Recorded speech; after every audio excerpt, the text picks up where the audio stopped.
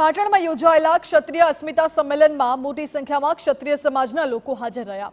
અખિલ ગુજરાત રાજપૂત યુવા મહિલા સંગઠનના અધ્યક્ષ દશરથબા પરમારે ક્ષત્રિય સંકલન સમિતિ પાસે પરવાનગી માંગી 5 ક્ષત્રાણીઓને દિલ્હી જઈ વડાપ્રધાન નરેન્દ્ર મોદીને મળી રજૂઆત કરવા દેવામાં આવે તેવી રજૂઆત પણ કરી। ક્ષત્રિય સમાજની મહિલાઓ પીએમ મોદીને રૂપાલાની ટિકિટ રદ કરવા અંગે રજૂઆત કરે તેવું સૂચન કર્યું।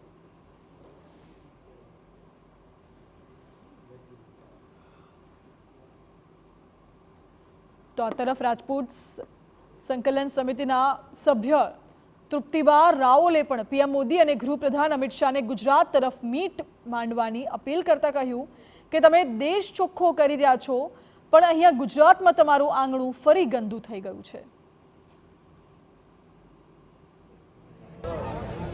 હું મોદી સાહેબને અને માનનીય અમિતભાઈ ને પણ કહેવા માંગુ છું કે આપ દિલ્હીની ગાદી સંભાળો છો સારી વાત છે, દેશ ચોખ્ખો કર્યા છો સારી વાત છે, સત્તા સંભાળી રહ્યા છો, ઇન્ટરનેશનલી આપણું દેશ ચમકે કરી રહ્યા છો એ સારી વાત છે, પણ હવે પાછો એ સમય આવી રહ્યો છે કે ગુજરાત તરફ મીંડ માંડો, તમારું આંગણું ફરી ગંદુ થઈ રહ્યું છે।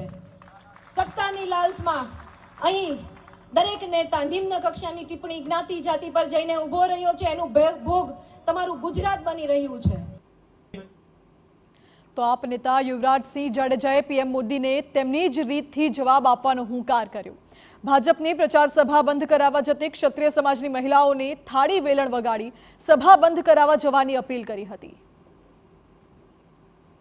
કે આપણે હવે તાળી થાળી વગાડીને આ સભાઓ બંધ કરાવીએ એટલે તાળી થાળી મોટો સંકેત છે, એટલે તાળી થાળી વગાડી અને આ શક્તિ સ્વરૂપા જે છે જે તે સભાઓમાં જાય તો એ સભાઓ એ રીતે બંધ કરાવે।